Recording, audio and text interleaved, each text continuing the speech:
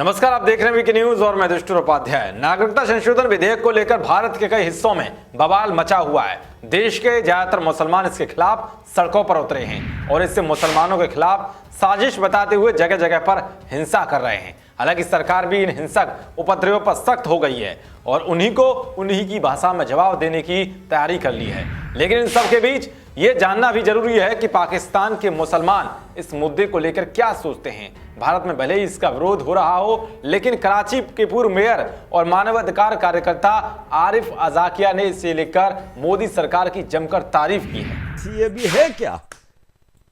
CAB कहीं नहीं लिखता कि मुसलमान के खिलाफ है या मुसलमान को नेशनलिटी नहीं मिलेगी या कुछ नहीं। उसकी वर्डिंग सिंपल है कि पाकिस्तान, अफगानिस्तान और बांग्लादेश में रहने वाली रिलीजियस माइनॉरिटीज को हिंदुस्तान नेशनलिटी देगा। कौन सी रिलीजियस माइनॉरिटीज? ये नहीं है कि आज पाकिस्तान का सारा हिंदू उठ के इंडिया आ जाएगा तो उनको नेशनलिटी मिल जाएगी। 2014 दिसंबर से बाद जो आए हैं हिंदुस्तान में रेफ्यूजीज, भाई मैं जब बेल्जियम आया था, मैं रेफ्यूजी था 90 में, 96 में मुझे फ्रेंच पासपोर्ट मिल गया था ना। उन्होंने कहा कि भाई वो जो आए हुए हैं रिलीजियस माइनॉरिटीज इन 3 कंट्रीज से, this is purely on humanitarian ground for religious minority being persecuted in their countries, और कुछ नहीं है। ये नहीं बताएगा आपको कोई कांग्रेस का लीडर, कोई ऑक्सफोर्ड रिटर्न शशि थरूर साहब, कोई बैंकॉक रिटर्न, उनकी तो रिटर्न होती रहती है, हर हफ्ते जाते हैं, गांधी साहब, ये आपको नहीं बताएंगे कि सीएबी की डिटेल्स क्या हैं। अब आप जो बंगाल में प्रोटेस्ट हो रहे हैं सीएबी के खिलाफ, कौन कर रहा है? They are illegal migrants. अब ये कौन है? देखें, यहां भी एक ह्यूमैनिटेरियन मसला है। रोहिंग्या बांग्लादेश और बर्मा के दरमियान जो इशू है उसको लेके ये सारी चीजें हो रही हैं, क्योंकि प्योरली ईस्ट और नॉर्थ इंडिया में जो प्रोटेस्ट हो रहे हैं वो प्योरली वो इलीगल माइग्रेंट्स हैं जो रोहिंग्या के नाम पे या जो भी हैं। मेरा सवाल ये है कि रोहिंग्या का मसला प्योर ह्यूमैनिटेरियन है, इसमें कोई गुंजाइश नहीं है शक की। आप इन लोगों की कश्तियों में बैठे हुए आम आदमी जो अपने इलाकों से अपनी जान माल इज्जत बचाने के लिए भाग के आए हैं, उनके चेहरों की तरफ अगर आप देखेंगे तो आप कहेंगे कि वाकई एक इंसानी मसला है। लेकिन भाई साहब, ये इंसानी मसला है तो Bangladesh being an Islamic country, Pakistan being a Islamic country, जहाँ की Jamaat Islami millions of dollar का चंदा जमा कर चुकी है खाली रोहिंग्या के लिए, हर हफ्ते जुम्मे के बाद मुजाहरे करके, ये वो, तो भाई साहब उनको ले लें। क्या ड्रामा है यार ये।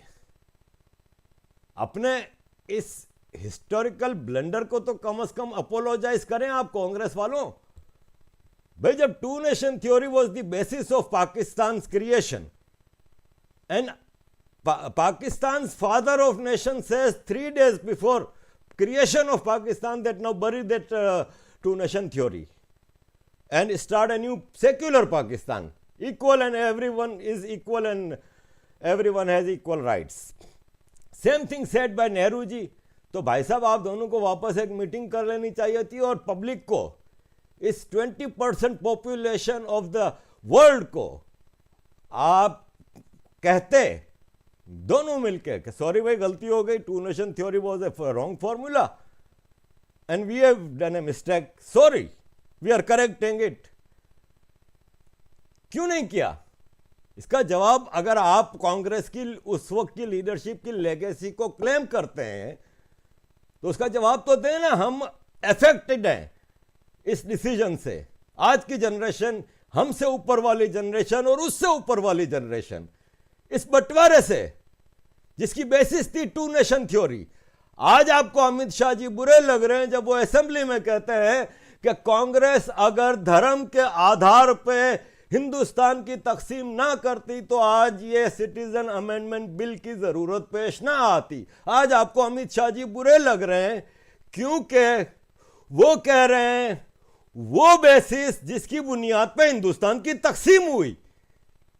भाई पाकिस्तान के इमरान खान कंडेम कर रहे हैं, उन्होंने तो किसी चीज को डिटेल में पढ़ना ही नहीं होता, उनको पता ही नहीं है कि इशू क्या है।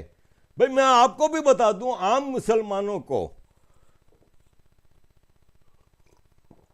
ये सिटीजन अमेंडमेंट बिल है क्या? Citizen amendment bill purely is कि पाकिस्तान, बांग्लादेश, अफगानिस्तान, हिंदुस्तान के ये 3 नेबरिंग कंट्रीज कि माइनॉरिटीज, रिलीजियस माइनॉरिटीज अगर प्रोसिक्यूटेड है, अगर उनको कोई मसला है तो वो हिंदुस्तान की सिटीजनशिप क्लेम कर सकते हैं। उसकी कंडीशंस भी हैं कि 6 साल इधर रहे, जॉब करे, फलान ढुमकन जो भी है। सिंपल भाई साहब, ये तो Geneva convention of 1951 refugee convention का भी हिस्सा है। यही तो है रेफ्यूजी कन्वेंशन कि दुनिया में कहीं भी किसी भी आदमी को religion, caste, creed, culture, faith, gender, इन तमाम इश्यूज पे अगर कहीं उसकी जान को या उसकी लिबर्टी को खतरा है तो वो किसी भी देश में जाके एक अजाइलम क्लेम कर सकता है, इसमें मुस्लिम्स इंक्लूडेड। लेकिन यहां पे इस बिल में इन रिलीजियस माइनॉरिटीज को प्रोटेक्शन दी गई है, जिसको तो अप्रिशिएट करना चाहिए इमरान खान को और बाकियों को कि अमित शाह जी, मोदी जी, भारत सरकार पाकिस्तानियों को गुनाह से बचा रही है, मुसलमानों को गुनाह से बचा रही है कि इस्लाम जिसका को मैं फॉलो करता हूं उसका बेसिक पैगाम यह है कि कब्जे की जगह पे, नाजायज जगह पे, इल्लीगल जगह पे और किसी और इबादत गाह को गिरा के उस जगह पे मस्जिद बनाना हराम है। इसको कोई गलत साबित नहीं करता, कोई अवैसी नहीं आता उसके ऊपर, कोई बात नहीं करता। आज भक्तों ने अगर उस मस्जिद को गिरा के उसकी जगह अपना मंदिर रिस्टोर कर रहे हैं तो आपको गुनाह से बचा रहे हैं। उस मस्जिद में नमाज नाजायज थी according to a basic follower of Islam. अगर हम इसको कोई गलत तो साबित करें, मैंने कहीं किसी की एक हदीस कोटेड नहीं देखी कि हाँ जी सही है, किसी की इबादत गाह को तोड़ के उसकी जगह मस्जिद बनाना जायज़ है, या कोई हिस्टोरिकल ऐसा इन्होंने नहीं पेश किया। आपको गुनाह से बचा रहे हैं। कश्मीर में इंसानियत मर रही थी, उसको एक बेसिक मेन स्ट्रीम की तरफ लेके जा रहे हैं। ट्रिपल तलाक के नाम पे मुसलमान औरतों के साथ ज्यादतियां हो रही थी। किस गुनाह से बचाए ये आपको मोदी सरकार, और उसको आप कंडेम कर रहे हैं। इमरान खान साहब, आप ह्यूमन राइट्स वायोलेशंस के डे पे मैसेज दे रहे हैं कि इंडियन ऑक्यूपाइड कश्मीर में जिंदगी अजीरन है, ह्यूमन राइट्स सस्पेंडेड हैं। आज मोदी जी, वो अमित शाह जी ने अपनी असेंबली में सबको बता दिया कि कश्मीर खुला पड़ा है। भाई, हमारे एक दोस्त हैं, डिफेंसिव ऑफेंस के नाम से एक यूट्यूब चैनल इनका है, अच्छी प्रोडक्शंस होती हैं उनकी। उन्होंने अभी एक कश्मीर पे डॉक्यूमेंट्री बनाई है, कश्मीर जाके। आज़ाद देश है भाई, आज़ाद जगह है, जिसको जब जाना चाहे जा सकता है। एवं तरूर जी कह रहे हैं, तो दूसरे लोग कह रहे हैं, राजदीप सरदेसाई साहब कह रहे हैं, बरखादत कह रही हैं कि कश्मीर में पता नहीं क्या जेल का माहौल है, क्या है। आओ ना ज़रा हमारे बलूचिस्तान की तरफ। ये इमरान खान जो दूसरों को भाषण दे रहे हैं ह्यूमन राइट्स के ऊपर और बेसिक ह्यूमन राइट्स के ऊपर और रिलीजियस वैल्यूज़ और माइनॉरिटीज़ प्रोटेक्शन के ऊपर, ज़रा आए ना, देखें पाकिस्तान में बलूचिस्तान का क्या हाल है। बुनियादी सहूलतें नहीं है, बुनियादी ह्यूमन राइट्स भी नहीं है, बुनियादी सहूलतें नहीं है जो पूरे पाकिस्तान को एनर्जी प्रोवाइड करता है। और फिर आप सवालात ऐसे करते हैं। सिटीजन अमेंडमेंट बिल के ऊपर जो लोग चीख रहे हैं, चिल्ला रहे हैं, मुझे ये बताएं कि this is basic human right, एक टोटली जिसको इग्नोर किया गया है पूरी उस कम्युनिटी को।